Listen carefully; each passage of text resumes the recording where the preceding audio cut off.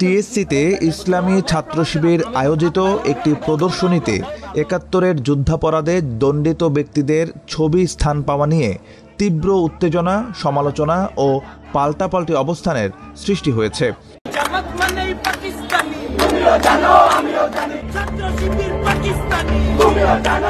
ঘটনার পর ছাত্র শিবির ঢাকা বিশ্ববিদ্যালয় শাখার সভাপতি এস.এম. ফরহাদ এক ফেসবুক পোস্টে দাবি করেন, ছবিতে যাদের রাখা হয়েছিল তারা বিচারিক হত্যার শিকার।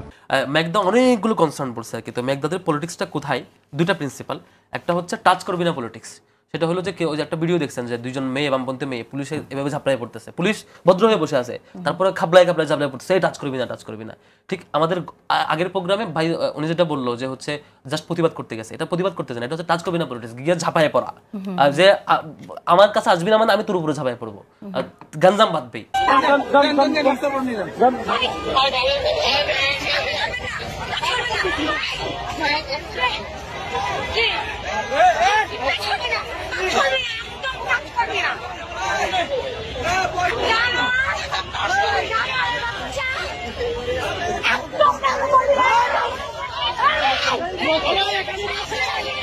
এটা হচ্ছে টাচ করবি না পলিটিক্স, এটা ওনারা কন্টিনিউ করছে ৫ তারিখের পর থেকে।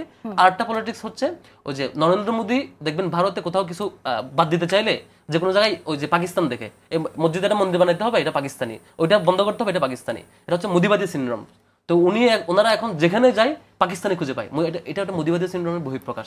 এখন কাউকে আউট করতে হবে, আর কোনো রাস্তা নাই, তাকে পাকিস্তানি ট্যাগ দিতে হবে। এই জন্য ছাত্র শিবির পাকিস্তানি, সাদিক কাইম পাকিস্তানি, তমুক পাকিস্তানি, যদিও উনি পরে সরি বলছে, কিন্তু এটা সাবকনসিয়াস মাইন্ডে আসা মানে এটা এমনি আসে না, এটা আমাদের ইন প্র্যাকটিস, চিন্তা, অভ্যাসে আসে, এটা হুট করে বহিঃপ্রকাশ।